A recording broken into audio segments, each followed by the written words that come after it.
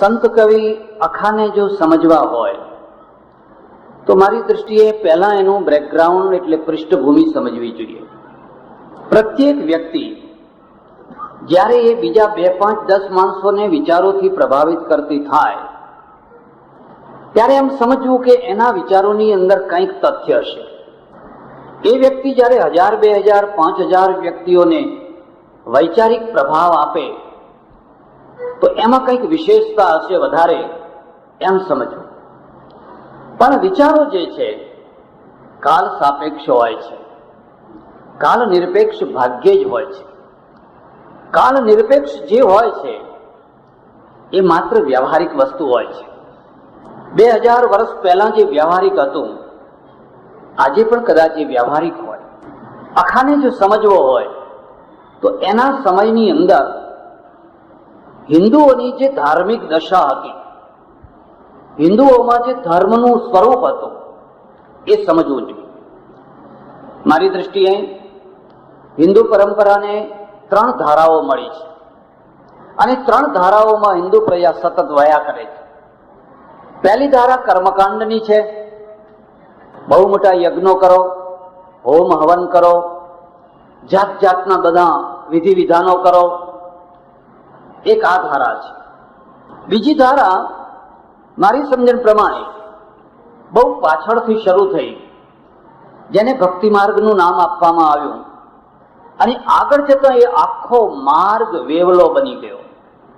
આખા માર્ગને એવું વેવલું રૂપ આપવામાં આવ્યું કે લોકો એમાં તણાવા લાગ્યા. અને ત્રીજો માર્ગ, ત્રીજી ધારા, જેને જ્ઞાન માર્ગ, જેમાં યોગ માર્ગ પણ અનુસ્યુત છે, એવો જ્ઞાન માર્ગ આવ્યો, જેના મુખ્ય કેન્દ્રમાં શંકરાચાર્ય અને શંકરાચાર્યનો સિદ્ધાંત છે. આ 3 ધારાઓ છે. તમને ખબર હશે બુદ્ધના સમયમાં ખાસ કરીને ઉત્તર ભારતમાં, નેપાળની તળેટીમાં યજ્ઞનું એટલું બધું પ્રાબલ્ય હતું, એટલું બધું પ્રાબલ્ય હતું. લોકો એમ જ સમજતા પરલોકને સિદ્ધ કરવો હોય, પરલોકનું કલ્યાણ કરવું હોય તો આ યજ્ઞના દ્વારા જ થઈ શકે.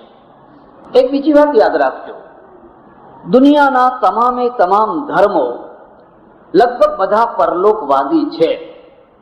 જો ધર્મમાંથી પરલોકવાદને દૂર કરી દેવામાં આવે તો ધર્મનું રૂપ એકદમ બદલાઈ જાય. કોઈને કોઈ રીતે બધા પરલોકવાદી છે. ફરક એટલો છે કે આ પરલોક છે એ કેવી રીતે સફળ કરી શકાય, સિદ્ધ કરી શકાય, એના સાધનો જુદા જુદા. આપણે ત્યાં ઘણા યજ્ઞો થયા. બુદ્ધના પ્રભાવ પછી એમાં બહુ મોટી ઓટ આવી, બહુ મોટી ઓટ આવી. અને ઓટના કારણે જે કર્મકાંડી વર્ગ હતો એ શિથિલ થઈ ગયો, દબાઈ ગયો અને બુદ્ધનો વર્ગ શરૂ થયો. પણ એક બીજી વાત યાદ રાખજો, તમે કોઈ પણ સંપ્રદાય લઈને બેસો, કોઈ પણ સિદ્ધાંત લઈને બેસો, અને સંપ્રદાય, સિદ્ધાંત એક પ્રકારથી જીવન પદ્ધતિ છે.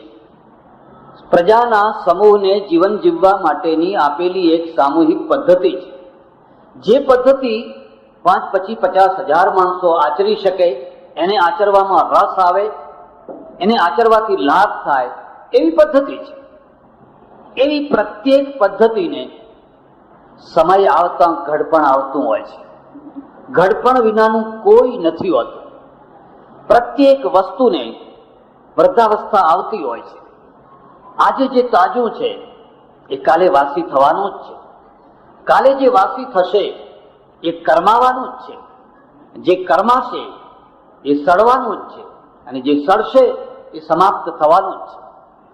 દુનિયાના તમામે તમામ ધર્મો ઉપર, તમામે તમામ જીવન પદ્ધતિઓ ઉપર જો તમે દૃષ્ટિપાત કરશો તો તમને ખ્યાલ આવશે કે દરેકને વૃદ્ધાવસ્થા આવી છે.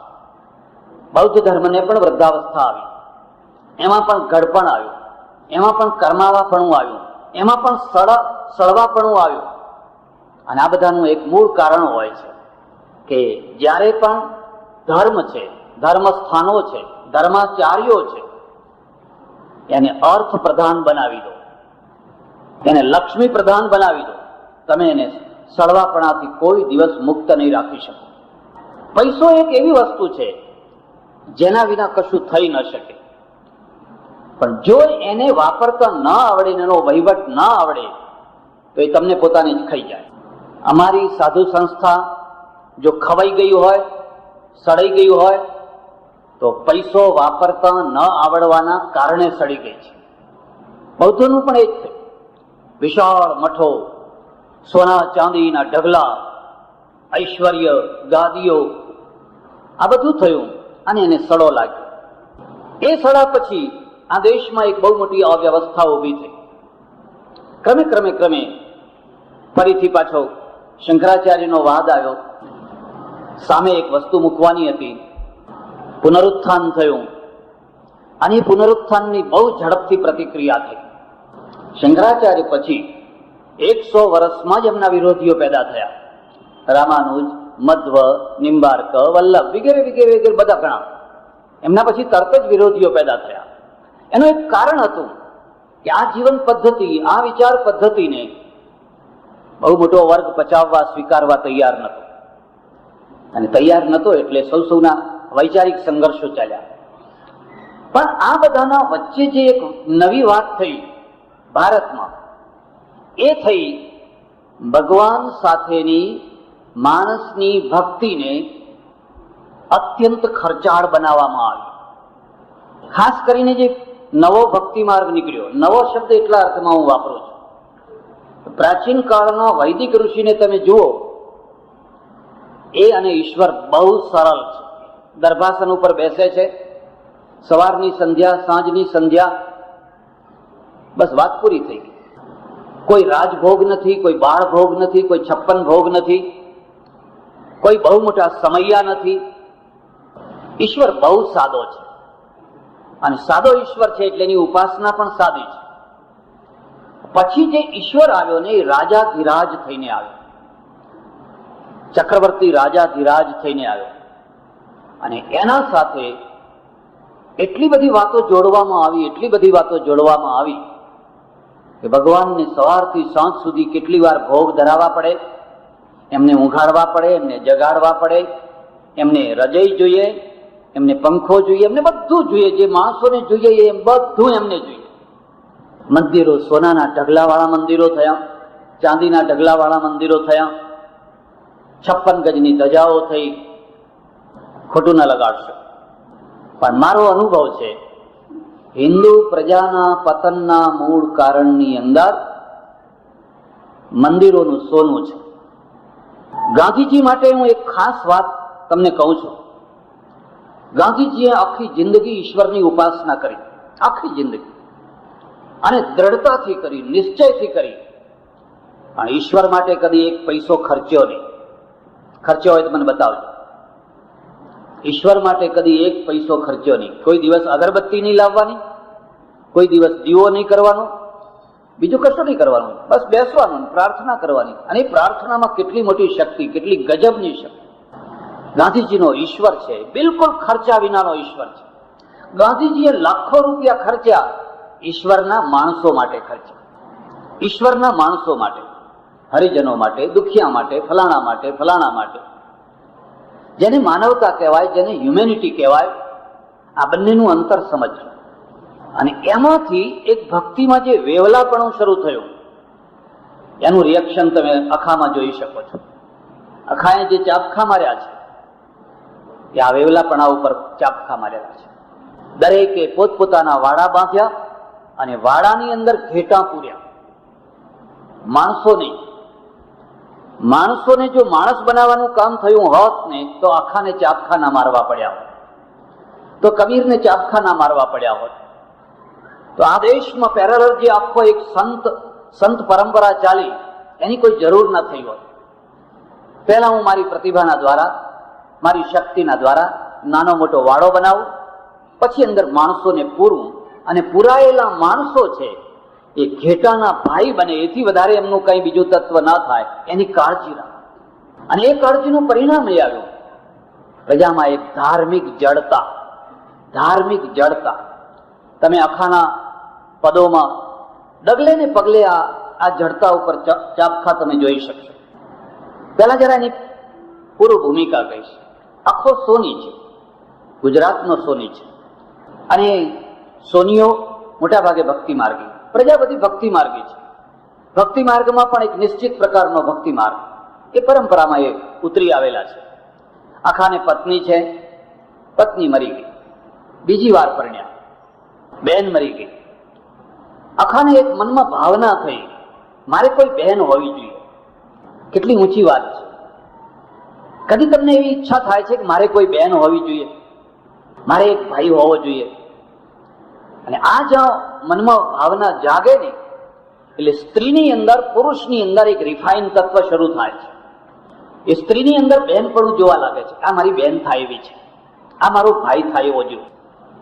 જ્યાં સુધી આ ભાવના નથી જાગતી હોતી ત્યાં સુધી પ્રત્યેક સ્ત્રીને પ્રત્યેક પુરુષની અંદર કદાચ પતિપણું દેખાવા લાગે, અને પ્રત્યેક પુરુષને પ્રત્યેક સ્ત્રીમાં પત્નીપણું દેખાવા લાગે, જે શક્ય નથી. જે શક્ય નથી. ઘણી સ્ત્રીઓને તમે બહેન તો બનાવી શકો, ઘણા પુરુષોને તમે ભાઈ તો બનાવી શકો, પણ ઘણી સ્ત્રીઓને તમે પત્ની ના બનાવી શકો, ઘણા પુરુષોને તમે પતિ ના બનાવી શકો. અને જો બનાવવા જાઓ તો એનું પરિણામ બહુ ભયંકર આવે. એક રિફાઇન, એક શુદ્ધિકરણ જાગતું હોય છે. એક જમના નામની સ્ત્રી, એને બહેન બનાવી, ધર્મની બહેન. મને લાગે છે કે આ વાત ખાલી ભારતમાં જ તમને જોવાની મળશે કે અહીંયા કોઈ ધર્મની બહેન બનાવે છે, કોઈ ધર્મનો ભાઈ બનાવે છે. અને ધર્મની બહેન ને ધર્મનો ભાઈ એ સગી બહેન અને સગા ભાઈ કરતા પણ એનું મૂલ્ય ઘણું ઊંચું છે. જમના પોતાની મિલકત રોકડ અખાની પાસે મૂકે છે, તું રાખજે. પણ એક બીજી વાત યાદ રાખજો, મિલકત છે ને કદી પણ શંકાથી પર નથી હોતી, અને પ્રેમના સંબંધો પણ કદી શંકાથી પર નથી હોતા. એમાં થોડી ઘણી શંકાનું તત્વ તો રહેવાનું ને રહેવાનું જ. એ શંકા મોટી ના થઈ જાય, ઉગીને સમાપ્ત થઈ જાય, એના માટેનો પેરેલલ બીજો પ્રયત્ન વિશ્વાસ છે, નિષ્ઠા છે. આવું કદી ના હોય, આવું કદી બની ના શકે. આ જે જાગતો વિશ્વાસ છે એ પેલી શંકા નામની રાક્ષસીને મારી શકે છે. એટલે શંકા અને વિશ્વાસ બંને સાથે ચાલતા હોય છે. કોઈ વાર વિશ્વાસનું જોર, કોઈ વાર શંકાનું જોર. અને વિશ્વાસ જો દુર્બળ બને, શંકા પ્રબળ બને, જીવન બરબાદ થઈ જાય. બીજી વાત છે, ભારતમાં અને લગભગ આખી દુનિયામાં લોકો કાન ગંભીરનારા ઘણા હોય છે. સુરતમાં નહીં હોય, જો કે એમનું એક ખાસ કામ હોય છે કે સતત લોકોના કાનની અંદર ભંભેરણી કર્યા કરે. અને બહુ જલ્દી જેના કાન ભંભેરાઈ જાય એમાં કદી તમે સ્થાયિત્વની અપેક્ષા ના રાખી શકો, સ્થિરતાની અપેક્ષા ના રાખી શકો. જમનાના કોઈએ કાન ભંભેર્યા, અરે તે પૈસો આપ્યો છે, જરા વિચાર કર. સોની તો સગા બાપને ના છોડે. એકવાર એક સોનીએ મારી પાસે આવીને વાત કરી. બહુ ભક્ત માણસ, વર્ષોથી મારો ઓળખીતો. મને કે મહારાજ, મારો ધંધો એવો છે કે થોડું ઘણું આગુ પાછું કરવું જ પડે છે. જો કે આજે તો એવો કયો ધંધો બાકી રહ્યો છે જેમાં આગુ પાછું ના કરવું પડતું હોય, એ કહેવું જ મુશ્કેલ છે. કોઈ એવો ધંધો બતાવો જેમાં જરાય આગુ પાછું ના કરવું પડતું હોય. અમારી સપ્તાહોમાં એ જ દશા છે, એમાં બધું ઘણું આગુ પાછું કરવું પડતું હોય. અમારા મંદિરોમાં એ, અમારા આશ્રમોમાં એ, જ્યાં જુઓ ત્યાં આગુ પાછું, આગુ પાછું, આગુ પાછું. એટલે આપણને બધું પચી ગયું છે કે આ તો ચાલે, એમ કે બરાબર છે. પછી મને કે જુઓ, પણ હું જુઠ્ઠું નથી બોલતો. એ તો બહુ મોટું કામ કહેવાય, બહુ મોટો ગુણ કહેવાય. નહીં, લોકો અમારી આગળ અમને સાચું બોલાવી દે છે. શું કરે છે? અરે કે તમે સોની થોડું ઘણું કાઢ્યા વિના ના રહો, એમ એ બોલે. ત્યારે અમે કહીએ હા ભલે, ત્યારે તમે એમ માનો. હવે અમારો કઈ ગુનો ક્યાં રહ્યો? કહી દીધું કે એમ માનો. એ કે છે, અમે કહી દીધું. દરેક ધંધાની સાથે કંઈક ને કંઈક થોડી ઘણી વાતો એવી રહેતી જ હોય છે. જમનાના કાન બંબે રહી ગયા, સ્વાભાવિક છે. હું એ ચર્ચા વધારે નહીં કરું, મારે તો એટલું જ કહેવું છે. એણે કંઠી બનાવડાવી, હાર બનાવડાવ્યો પોતાના પૈસાનો, અને પેલો ભાઈ છે એને મનમાં વિચાર કર્યો કે એક તોલો વધારે ઉમેરીને કરી આપું. બેન છે ને, એમાં વળી કહેવું શું, બતાવવું શું, એના અંદર થોડું વધારે મારું ગાંઠનું સોનું ઉમેરું. પેલી બેન લઈને ગઈ ખરી, પણ મનમાં હંમેશા શંકા જ રહ્યા કરે. હા, મુઓ અખો કંઈક કાઢ્યું હશે, એમ કે કંઈક કાઢ્યું હશે.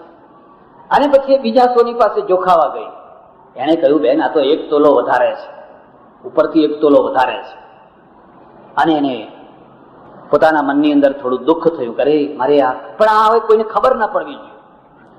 જે વાતની કોઈને ખબર ન પડવી જોઈએ એ જ વાતની જલ્દી ખબર પડી જતી હોય છે. આપણે 1000 પ્રયત્નો કરીએ ને છતાં એ જ વાતની વધારે ખબર પડી જતી હોય છે. અને અખાને જયારે આ વાતની ખબર પડી એને બહુ મોટો આઘાત લાગ્યો. જિંદગીમાં લાગણીના આઘાત જેવો કોઈ આઘાત નથી. પૈસાનો આઘાત એ બહુ મોટો આઘાત નથી. નોકરી છૂટી ગઈ, ધંધો છૂટી ગયો, એ આઘાત ખરો, પણ લાગણીના આઘાત જેવો કોઈ આઘાત નથી. અને એની કળ બહુ જલ્દી વળતી નથી હોતી. અખાને પોતાની જાત ઉપર, ધંધા ઉપર એક અણગમો આવી ગયો. એક મારો અનુભવ હું તમને કહું છું. ઈશ્વર છે ને એ કોઈ વાર તમારી ટ્રેક બદલાવા માંગે છે, અને ટ્રેક બદલાવા માંગે છે એટલે કોઈને કોઈ પ્રકારના આઘાતથી સીધી રીતે તમે બદલો નહીં. જો ભર્તુહરીને આઘાત ના લાગ્યો હોત તો દુનિયાને રાજા ભર્તુહરી તો મળ્યો હોત, પણ યોગી ભર્તુહરી ન મળ્યો હોત. ભર્તુહરીને યોગી બનાવવા માટે પિંગલાનું પ્રકરણ અનિવાર્ય હતું, એ આઘાત જરૂરી હતું, અને ઘટનાની બહુ મોટી અસર થતી હોય છે. આ માણસ બહુ કુશળ હતો. એવું કહેવાય છે કે જહાંગીરના સમયમાં અમદાવાદની જે ટંકશાળ હતી એ ટંકશાળનો અખાને વડો બનાવેલો.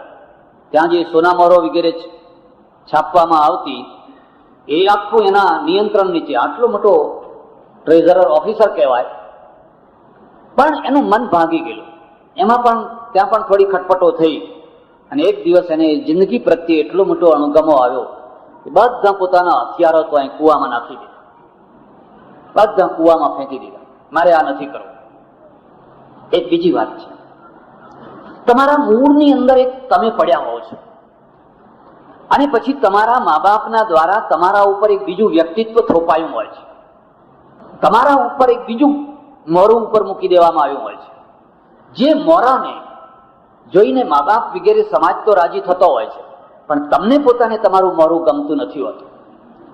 અને આ જે ન ગમતું મોરું છે, કોઈ એક ટાઈમ સમય એવો આવતો હોય છે કે તમે એને ફેંકી દેતા હોય છો, ત્યારે તમારું અંદરનું વાસ્તવિક જે રૂપ છે એ પ્રગટ થતું હોય છે. આખો મૂળમાં યોગી હતો, આખો મૂળમાં ભક્ત હતો, આખો મૂળમાં ચિંતક હતો, આખો મૂળમાં કવિ હતો, પણ મા બાપે એને સોની બનાવી દીધો.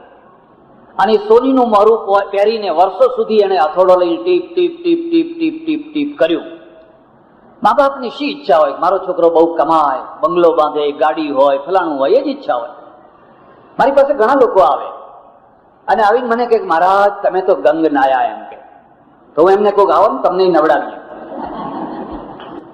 અમે નાયા તો તમને નવડાવીએ. કે ના ના મહારાજ, હવે અમારે તો હવે પાકા પાન, હવે શું નાયે? તો કીધું તમારા છોકરાને નવડાવીએ.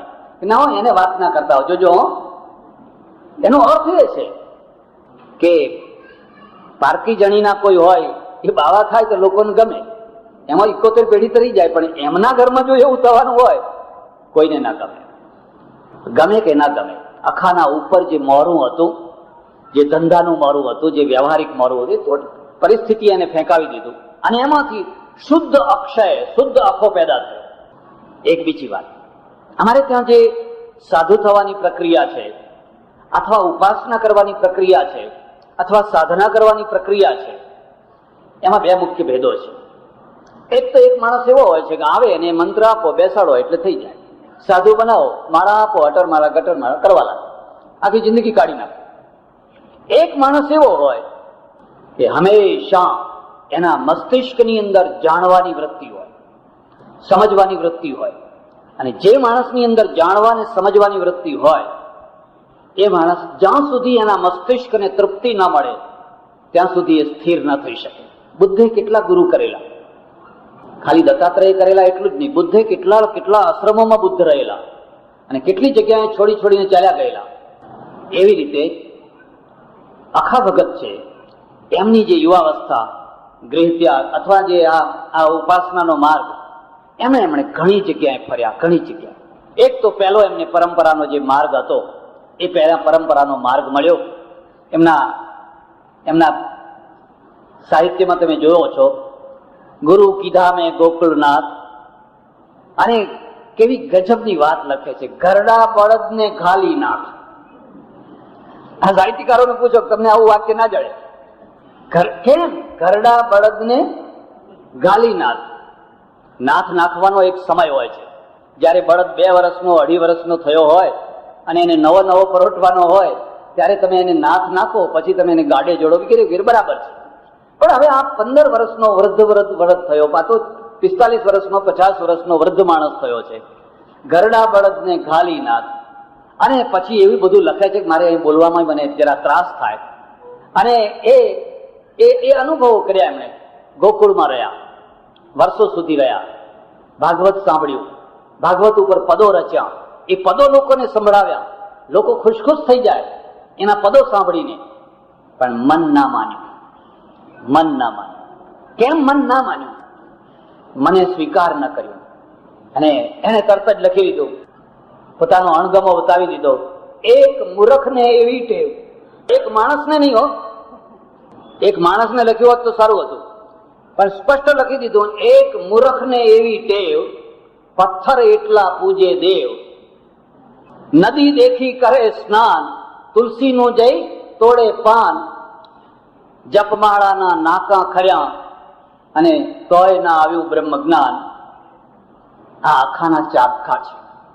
અને આ ચાબખા નથી, આ વાસ્તવિકતા છે.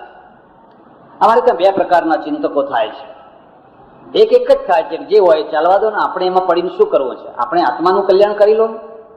આ તો દુનિયા એવી ને એવી ચાલ્યા કરવાની છે. જે આ પ્રકારનો વર્ગ છે એ અળખો નથી થતો હતો. એ બહુ જલ્દી સર્વમાન્ય થઈ જતો હોય છે. તમારે કોઈને ખોટું લાગે એવું બોલવાનું નહીં, બધાને રાજી કરો. પણ આ પ્રકારનો વર્ગ છે સમાજને સુધારી નથી શકતો હતો. એ સમાજના મેલને પોપડાને ઉખાડી નથી શકતો હતો. અને સમાજને વખાણ કરનારા ખમા બાપુ કરનારાઓની જેટલી જરૂર છે એથી વધારે પોપડા ઉખેડનારાઓની જરૂર છે. જો સમાજને પોપડા ઉખેડનારાઓ ન મળે તો સમાજ તો પોતાના પોપડાઓના દ્વારા જ મરી જતો હોય છે. દુર્ભાગ્ય એ છે કે બધું સુષ્ટુ કરનારાઓ છે એમનો જય જયકાર થતો. જીવે ત્યારે 10 આંગળીઓ ઘી કેળામાં અને મર્યા પછી એ ઘી કેળામાં. એમને તો કશું ખોવાનું જ નથી. ભેટ જ ભેટ, દક્ષિણા જ દક્ષિણા. માત્ર તમને બધું આવડવું જોઈએ. પણ જે સાચા બોલો છે એને જીવતાંય દુઃખ અને મર્યા પછી એ દુઃખ. ભારતનું આ એક બહુ મોટું દુર્ભાગ્ય છે કે સત્યમેવ જયતે એવું લખ્યા કરે પણ સત્યથી દૂર ભાગે. એને પોતાને સત્યથી દૂર ભાગે. આખો ભક્તિ માર્ગી છે પણ એને વેવલાપણું ગમતું નથી. અને વેવલાપણું નથી ગમતું એટલે એને કહી દીધું. મારી વાત જો સમજો તો હું તમને આ ખાસ વાત કહેવા માંગુ છું. ભક્તિ હોવી જ જોઈએ ગાંધીજી વાળીમાં. ઈશ્વરને મોંઘો ના બનાવો. મોંઘો બનાવશો તો એ પૈસાદારનો બની જશે. કોઈ મોંઘી વસ્તુ કદી ગરીબની બની ન શકે. અને આપણો ભગવાન એટલા માટે પૈસાદારોનો થયો છે. કોઈ એક પ્રસિદ્ધ મંદિરમાં જઈને જોજો, 4 ક્લાસ છે. સ્ટેટ ભગવાનના આગળ લઈ જવાના સ્પેશિયલ ચાર્જ, પછી પેલા કઠેડાની અને ભગવાનની વચ્ચે ઉભા રહેવાના જુદા ચાર્જ, કઠેડાની આ બાજુ ઉભા રહેનારો જુદો વર્ગ, અને એક વર્ગ એવો છે કે એને ગજાના જ દર્શન કરવાના, એને અંદર અવાય. જે ક્લાસ વિનાનો છે એના ત્યાં ક્લાસ પાડ્યા. કેમ આવું કેમ બન્યું? એનું એક જ કારણ છે. પહેલા કર્મકાંડ એટલે ધર્મ આજીવિકાનું માધ્યમ બન્યો, એટલે કર્મકાંડો આખા છવાઈ ગયા. કર્મકાંડો શિથિલ થયા એટલે મંદિરો આજીવિકાનું માધ્યમ બન્યા. મંદિરોની રહેણી કહેણી, મંદિરોના ભોગ વગેરે વગેરે એ બધું આજીવિકા અને ઐશ્વર્યનું માધ્યમ બન્યું. વાત એ સાચી છે. હું જો તમને કહું, હું એક ગામમાં જઉં અને અજાણ્યું ગામ હોય ને સવારના પહોરમાં એમ કહું, પટેલ 1/2 લીટર દૂધ લાવો, દૂધ પીવાની ઈચ્છા થઈ છે, તો બધા ડોળા કાઢે. પટલાણીએ ડોળા કાઢે, મારા છોકરાને દૂધ નથી આપતી, તમારે દૂધની ક્યાં જરૂર છે? એટલે અમે તરત જ રસ્તો ખોલી કાઢ્યો. ઠાકોરજી કો ધરાના હૈ, ઠાકોરજી કો ધરાના હૈ. આપણું નામ નહીં લેવાનું. ઠાકોરજી કો બાલભોગ ધરાના હૈ, મક્ખન મિશ્રી ચાહીએ. અને પછી લોકો ગાડા થઈ જાય. એક ઠાકોરજી રાખવાના નાના સરકાર. મારું પુસ્તક છે મારા અનુભવો, તમને કોઈ વાર ઈચ્છા થાય તો વાંચજો. અમે અમરનાથ ગયેલા, 4-5 સાધુઓ હતા. એમાં અમારા મોટા સાધુ હતા, એમના 18 ઠાકોરજી હતા. 18 ઠાકોરજી. મેં કહ્યું આ એક રાખો ને બીજા ઓછા કરો, આ ઘોડા ઉપર આખું રહેતું નથી, આ પેટી બહુ વજનદાર છે, અઢીમણની. મને કે ના, આમાંથી એકે ઓછો ના કરાય. મેં કહ્યું ટેમ્પરરી 5 દિવસ માટે આ 17 ઠાકોરજીને અહીં મૂકી દો અને એક તમારા જે મુખ્ય ઠાકોરજી હોય એને આપણે લઈ જઈએ. મને કે નહીં, એ નહીં હો શકતા હે. સારું, 18 લીધા ભેગા. બન્યું એવું કે રોજ એ ઠાકોરજીને દૂધમાં નવડાવે ને ફલાણે નવડાવે ને કેસર નવડાવે, ના કરે ને તે કરે. એમાં એક ઠાકોરજી પાણી ભેગા કઈ ચાલ્યા ગયા. નાના હતા ને, પેલો સાથે બ્રાહ્મણ હતો, એને કહ્યું જા વાડમાં નાખી આવે, એના ભેગા ઠાકોર. અને શ્રીનગરમાં આવીને કઈ માથા ફૂટે, કઈ માથા ફૂટે. મને કે અમારે એક ઠાકોરજી ચલે ગયે. અરે મેં કહું 70 તો રહ્યા છે હજુ. નહીં કહું તો અમારે ખાસ છે, ગુરુ બાબાને દીએ ખાસ છે. અને ત્યારે મારા મનમાં એમ થાય, એક તરફ શંકરાચાર્યનો અદ્વૈતવાદ, એક બ્રહ્મવાદ, અને બીજી તરફ આ ઘણા ઠાકોરજીઓ, દરેકના જુદા, દરેકના અલગ. આ બૌદ્ધોના ત્યાં પણ આ દશા થયેલી. દરેક સાધ્વીનો બુદ્ધ અલગ, દરેક સાધ્વીનો પોતપોતાના બુદ્ધને અલગ. ગાથા આવે છે, લાઈન સર બધી સાધ્વીઓ ઉતારેલી, 100, 200, 500. આ સાધ્વી અગરબત્તી કરી, સૌ મગમગતી. પવન પેલી તરફ નહોતો, એના બુદ્ધને અગરબત્તીની ધુમાડો ના ગયો, બાજુની સાધ્વીના બુદ્ધને ગયો. અને એને તરત જ વચ્ચે પડદો કર્યો. તારા બુદ્ધ માટે થોડો આ ધુમાડો અગરબત્તી મેં સળગાવી છે, મારા બુદ્ધ માટે સળગાવી છે. બુદ્ધ એક છે, પણ પેલી સાધ્વી સાથે દ્વેષ છે, એટલે એના બુદ્ધ સાથે પણ દ્વેષ છે. આ માણસની પ્રકૃતિ છે, આ માણસનો સ્વભાવ છે. એટલે જે અને એમ આમ કહીએ એટલે લોકો ઢગલા દૂધ લાવે, માખણ, મિશ્રી, તમે કોઈ બધું લાવે. તમારી જાત માટે ના માગો, ભગવાન માટે માગો. અને એમાંથી આપણા જે મંદિરો થયા, એમાં સ્થાપિત હિતો બન્યા, જેવા જબરજસ્ત સ્થાપિત હિતો બન્યા. સુરતને એનો સૌથી વધારે અનુભવ છે. સુરતમાં રહેનારાઓને જો ઈચ્છા થાય તો કોઈ વાર મહારાજા લાયબલ કેસ વાંચજો.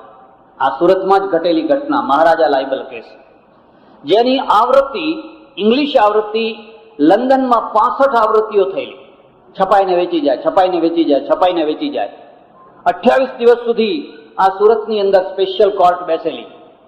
સર માથ્યુ સાસ અને જોસેફ આર્નોલ્ડ, બે સ્પેશિયલ એના જજો હતા. 28 દિવસ સુધી એ કેસ ચાલેલો. તમારા રોમ ઉભા થઈ જાય. ધર્મ આટલો વિકૃત થાય કેમ? ભક્તિને વેવલાપણું આપ્યું એટલા માટે. ભક્તિ સાચી છે, ભાવના સાચી છે, પણ એની સાથે વિવેક હોવો જોઈએ. જો વિવેક નહીં, આ દશા બંગાળમાં થઈ. ચૈતન્ય મહાપ્રભુની પરંપરામાં આ જ દશા થઈ. અને ત્યાં એવું કહેવામાં આવ્યું કે મારો ગુરુ જો દારૂ પીતો હોય ને પીઠામાં જતો હોય તોય મારા માટે એ કૃષ્ણ જ છે, તો પણ મારા માટે એ કૃષ્ણ જ છે. હું માનું છું ત્યાં સુધી અતિ ગુરુવાદે આ દોષ ઉભો કર્યો. ગુરુ બરાબર છે, નાવ જોઈએ, પણ તમને દેખાય કે આમાં કાણું પડ્યું છે, તમને લાગે કે આમાં પાણી ભરાઈ રહ્યું છે, અને તો પણ છેલ્લી ઘડી સુધી તમે એ નાવને છોડો નહીં, તો એ તારનારી નહીં, એ ડુબાડનારી નાવ. જે સંપ્રદાયોએ જે અતિ ગુરુવાદ કર્યો, ગમે તો હોય, ગુરુ ગમે તેવા હોય, પણ પકડ્યા એ પકડ્યા, એને કદી છોડાય નહીં. અને ઈશ્વર રૂઠે તો ગુરુ રાખે, પણ જો ગુરુ રૂઠ્યા તો ઈશ્વરે ના રાખે. એમાંથી આ દૂષણો ઉભા થયા. અને એ દૂષણોના પ્રત્યે આખો ચાપખા મારે છે. એટલા સરસ ચાપખા મારે છે, મને એનું કાવ્ય યાદ નથી, હું એનો ભાવ તમને બતાવું છું. એણે કહ્યું કે ભજન મંડળી બેસતી, રોજ સત્સંગ થતો, ભજનો ગવાતા, હું જઈને બેસવા લાગ્યો. પછી એક દિવસ મુખ્ય ગાનાર ના આવ્યા, એટલે લોકો વિચારમાં પડ્યા કે આજ કોણ ભજન ગાશે. હું તો છેલ્લો બેસતો, એટલે મને થયું લાવ ત્યારે હું ગાઉં. હું આગળ આવીને 2-4 ભજનો ગાવ્યા, લોકોને બહુ ગમ્યા, લોકો વખાણ કરવા લાગ્યા. અને અખો લખે છે, પેલું જે પાછળ બેસતો હતો ત્યારે મારા અંદર પાશેર અભિમાન હતું, અને પછી જયારે મને આગળ બેસતો કર્યો એટલે શેર થયું. ઓહો, હું એ ગાયક છું. અને પછી તો જયારે જયારે ભજન મંડળી બેસે, લોકો મને આગળ જ કરે, આગળ આવો, આગળ આગળ બેસો બેસો. અને પછી મારું મન ઝંખ્યા કરે કે ક્યારે મને ગાવાનું કે હું ગાઉં, ક્યારે મને ગાવાનું કે હું ગાઉં. પછી તો ગાતો થયો. મને ગોદડા ઉપર બેસાડતા થયા, અને ગોદડાની બહુ મોટી ગરમી હોય છે. પછી એ ગોદડું ધર્મનું ગોદડું હોય કે રાજસત્તાનું ગોદડું હોય, એક વાર એ ગોદડા ઉપર બેઠા એટલે તમને આમ ગરમાવો આવી જાય.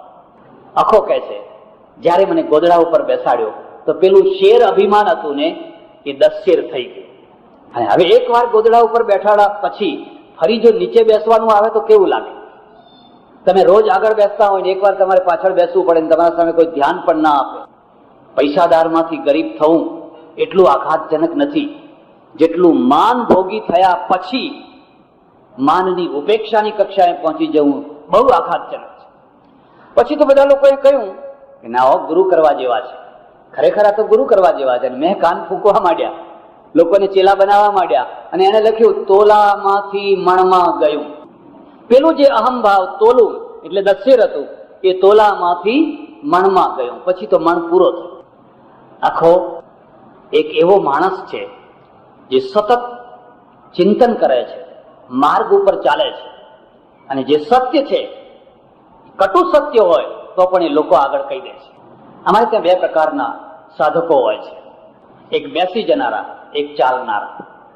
જે બેસી જનારા હોય છે એ માત્ર બેસી જાય છે, કદાચ પોતાનું કલ્યાણ કરી શકે, પણ જે ચાલનારા છે એને હંમેશા નવા ડગલા ભરવાના હોય છે. એ જૂની વસ્તુ છોડતો જાય છે, જૂનીમાંથી જે થેલામાં ભરવા જેવું હોય એ ભરી લે છે, પણ કચરો કચરો છોડતો જાય છે. આગળ બધી ઘણી મજલ છે, ઘણું દૂર સુધી ચાલવાનું છે. એટલે અખો છે એ અખાએ વેવલી ભક્તિ ઉપર બહુ મોટા પ્રહાર કર્યા છે. પણ અખાને શાંતિ ક્યાં મળી? અખાને શાંતિ મળી શંકરાચાર્યના અદ્વૈતમાં.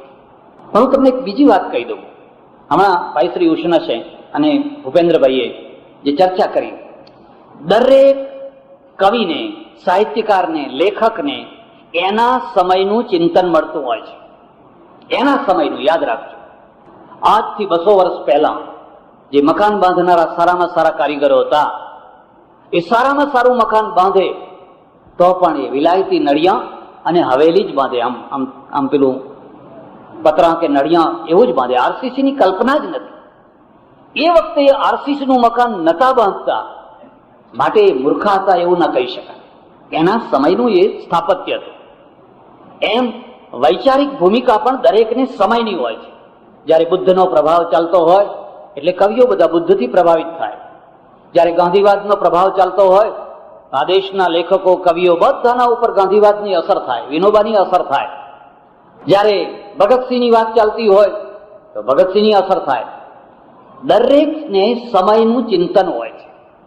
શંકરાચાર્યને પણ સમયનું ચિંતન છે અને અખાની પાસે પણ સમયનું ચિંતન છે. અને એ ચિંતન છે એટલે એને તમે સ્થાયી રૂપ ના આપી શકો. અમારી એવી માન્યતા છે, સત્ય કદી સમગ્રતામાં પ્રગટ થતું નથી. સત્ય હંમેશા ખંડાગ્રતામાં પ્રગટ થતું હોય છે. હું જે આજે વાતો કહું છું એ તમને 100% સાચી લાગતી હોય તો પણ આવનારા વર્ષોમાં એ 100% સાચી રહેવાની નથી. સમયની સાથે પરિવર્તન થવાનું જ છે. જીવન પ્રત્યેનો દૃષ્ટિકોણ, માણસો પ્રત્યેનો દૃષ્ટિકોણ અને આખો દૃષ્ટિકોણ એ સમય સમય ઉપર બદલાયા કરતો હોય છે. શંકરાચાર્ય જગતને જે રીતે જોયું, શંકરાચાર્ય બ્રહ્મને જે રીતે જોયું, હું એમ માનું છું કે વ્યવહારિક ન થઈ શકે. વ્યવહારિક બનાવવાનો પ્રયત્ન નહોતો. ઇસ્લામ અને શંકર આ બંનેમાં એક મુદ્દાનો ભેદ છે. ઇસ્લામ એકેશ્વરવાદી છે, શંકર પણ એક બ્રહ્મવાદી છે. પણ બંનેમાં એક પાયાનો ભેદ શું છે?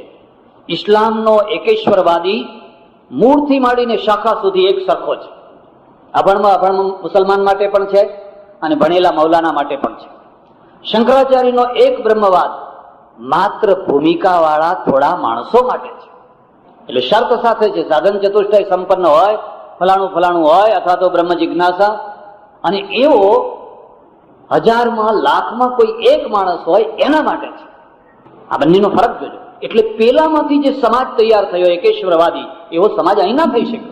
કે અહીંયા આખા સમાજને એકેશ્વરવાદી બનાવવો જ નતો. અહીં તો મુઠ્ઠીભર માણસો જે અમુક ભૂમિકાએ, અમુક કક્ષાએ પહોંચ્યા હોય એના માટે જ આ. અને પેલાનો આગ્રહ હતો કે બધાએ આ પ્રમાણે થવું જ જોઈએ. પ્રસંગ થોડો આગો પાછો થતો હોય તો પણ હું વચ્ચે થોડી વાત તમને કહી દઉં.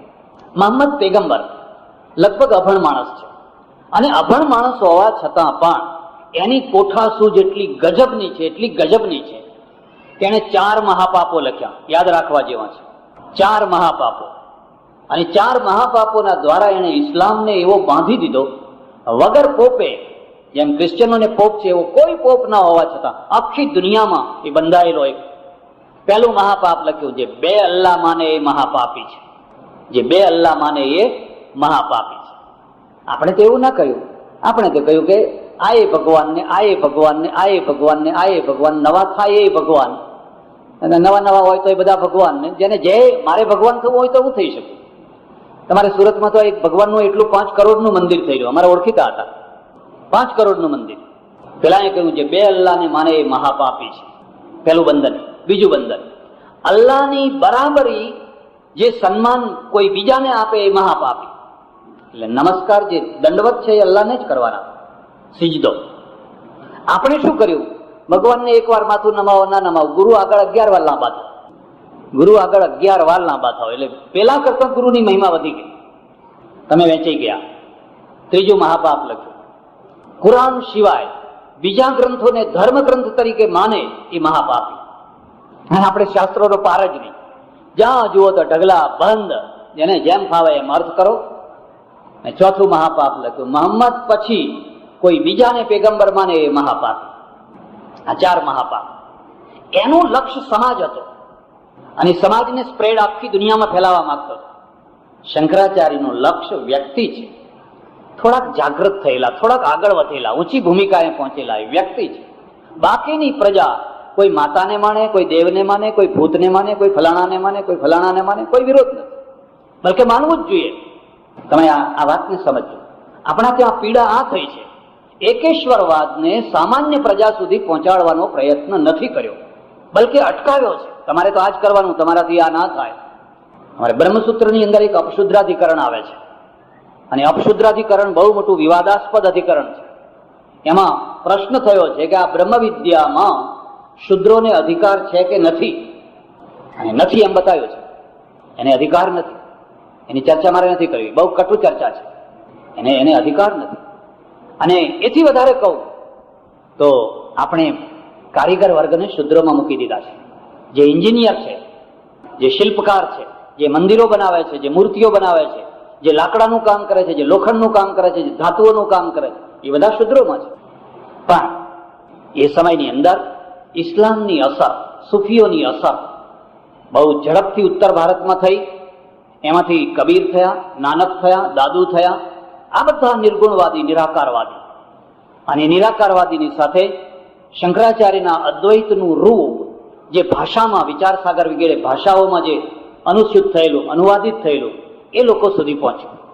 અને એ આખા ભગતને પ્રાપ્ત થયું, અને આખાને બહુ શાંતિ મળી. માત્ર આખાની જ વાત નથી કરતો, નરસિંહની પણ એ દશા છે. નરસિંહના 2 રૂપ છે. એક સમય જુઓ તો નરસિંહ કાલો ખેલી કૃષ્ણની ભક્તિ કરનારો નરસિંહ છે. બસ કૃષ્ણ કૃષ્ણ કૃષ્ણ એવા ભજનો રચે છે ગોપી ભાવથી. એ જ નરસિંહ ઉત્તરવર્તી કાળમાં જ્યાં લગી આત્મા તત્વ ચિહ્ન્યો નહીં, ત્યાં લગી સાધના સર્વ જૂઠી. આ એનો ઉત્તર કાળ છે, આ એની પક્વાવસ્થા છે. પવન તું, પાણી તું, ભૂમિ તું, ભૂધરા, વૃક્ષ થઈ ફૂલી રહ્યો આકાશે, જાગીને જોઉં તો જગત દિશે નહીં, ઊંઘમાં અટપટા ભોગ ભાસે. આ શંકરની અસર છે, સીધે સીધી સ્પષ્ટ અસર છે. પણ મુશ્કેલી એ છે કે શંકર સિવાય બીજી અસર છે ક્યાં? તમારી પાસે અસરો પ્રાપ્ત કરવા માટેના સ્કોપ શું છે? આજે જેટલા સ્કોપ છે એટલા 400 વર્ષ પહેલા નતા. કાં તો કર્મકાંડી બનો, કાં તો વેવલી ભક્તિ કરો, કાં તો પછી શંકર માર્ગી વેદાંતી બનો, એક બ્રહ્મવાદી બનો. બીજા સ્કોપ હતા ક્યાં? યોગને ભેળવો.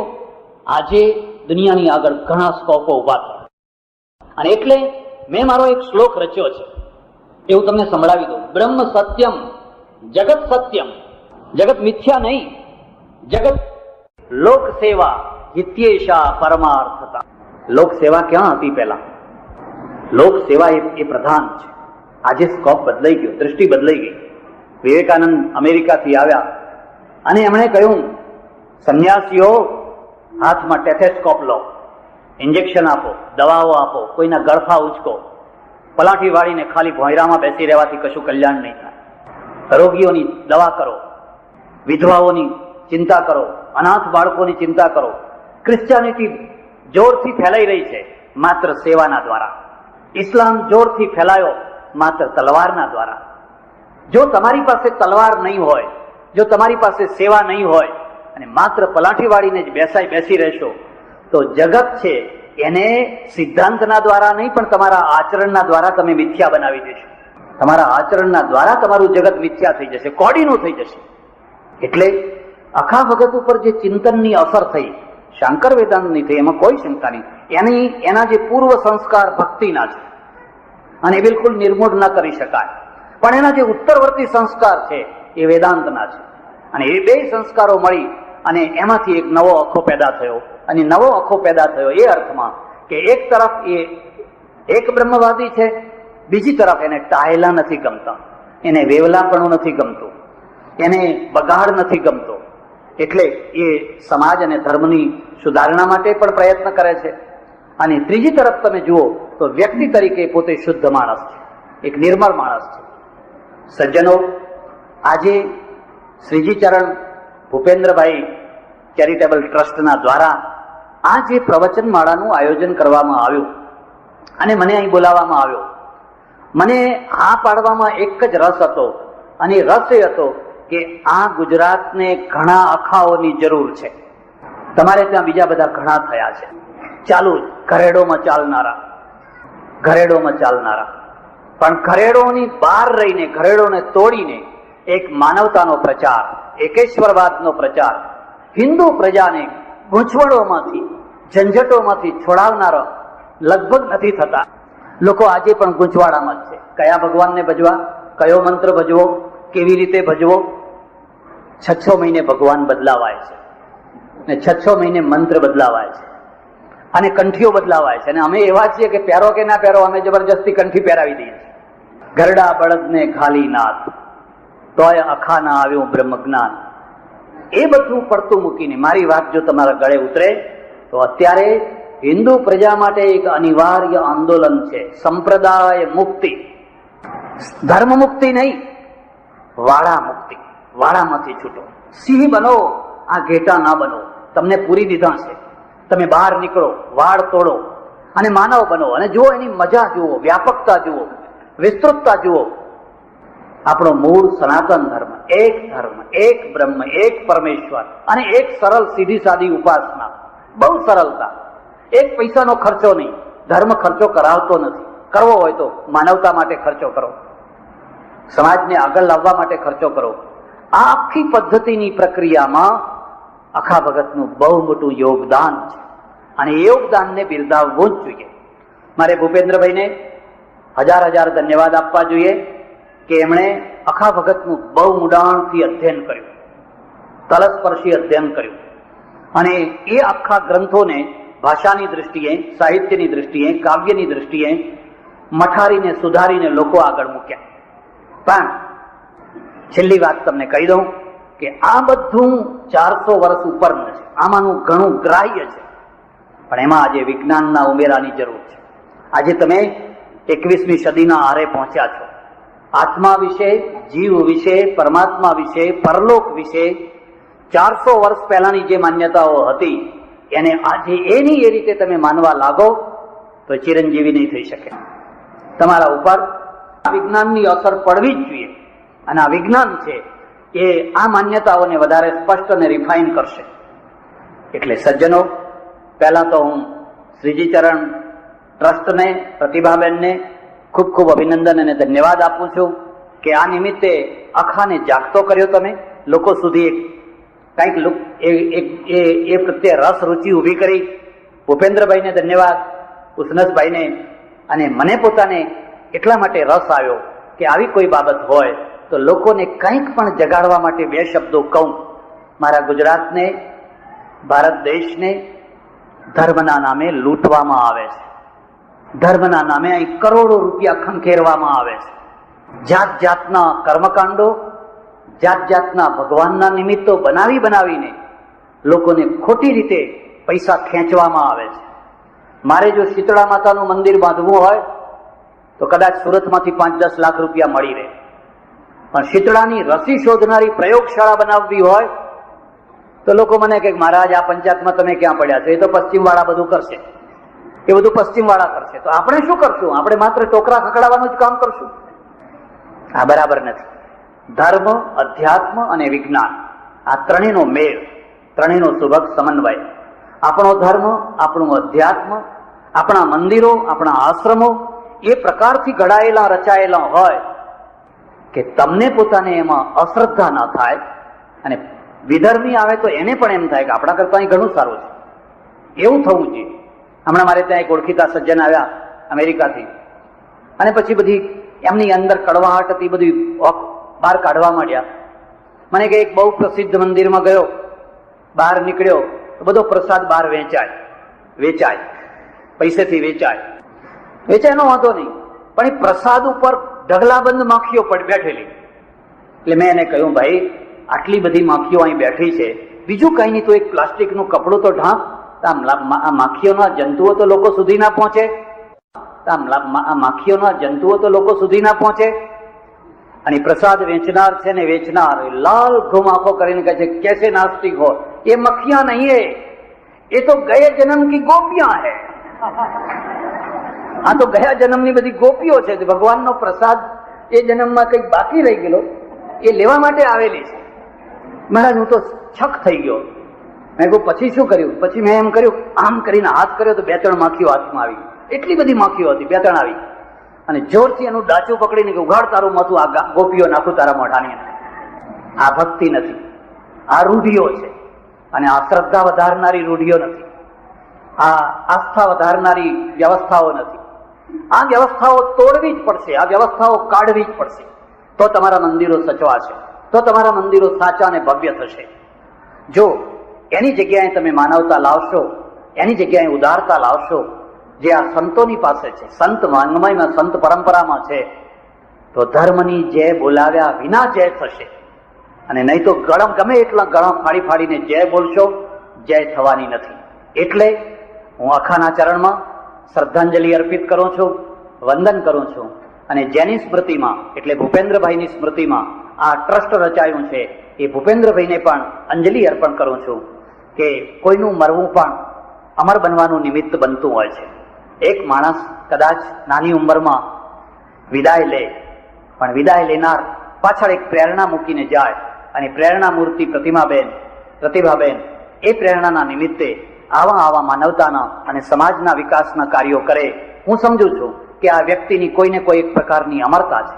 તમે કરોડો કમાયા, પણ તમારો દીકરો તમારા મર્યા પછી 12 મહિને એક તિથિ ઉજવવા તૈયાર ન હોય, તમારું ચિત્ર મૂકવા તૈયાર ન હોય, તો હું સમજુ છું કે કરોડાધિપતિ બનીને પણ મર્યા પછી તમે ભિખારી થયા છો.